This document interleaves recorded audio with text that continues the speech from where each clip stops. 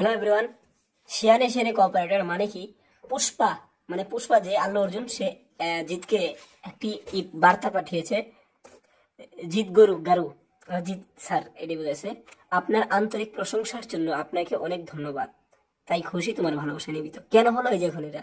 তার আগে পুষ্পা টু দেখে জিদ্দা এরকম একটা মন্তব্য করেছে, হ্যাশট্যাগ পুষ্পা টু টু দেখেছি এবং আমি একেবারে বিস্মিত, সমস্ত কাস্টের অসাধারণ পারফরমেন্স। আল্লু অর্জুন তারপরে আল্লু অর্জুন আবারও প্রমাণ করে যে তিনি দেশের সেরা প্রতিভা। Have hat off to Sukumar writing long, তার চটকদার লেখা এবং নির্দেশনায় জন্য পরম মাস্টারপিস, একটি কারণে সবচেয়ে বড় ব্লকবাস্টার ওয়ার্ল্ড ফায়ার পুষ্পায়। তো এটা একটি শিয়ানে শিয়ানে টক্কর অনেকে মনে করেছে, তো আমি এটা বেশি কিছু মনে করছি না।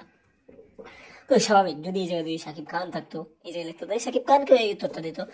তবে এটা নিয়ে না জিদের বক্তারা বলছে এই সাকিবিয়ানরা এই করো সেই করো। আমি কিন্তু জিদে হ্যাটাস না, মানে তাদের একটু উত্তর দিলাম। এই জিদের ভক্তদের বাস দেওয়ার জন্য আমি আরেকটা ভিডিও নিয়ে আসবো খুব শীঘ্রই। ওদের এমন বাস দেবো না একবার আমার বদমাইশটা। জিদের সাথে সাকিবের ভালো বন্ধুত্ব, এই আর একটা জীবন এখানে উল্টা পাল্টা করে। তো যাই হোক, যে দেখবেন ভালো অ্যাক্টর, সে খুব ভালো মানুষ, কিন্তু তার ভক্ত কিছু, সবাই না, কিছু কিছু ভক্ত আছে চুপ তারা নিয়ে একেবারে কি বলবো আর, একেবারে নির্লজ্জ ব্যাহ, কি বলবো আর।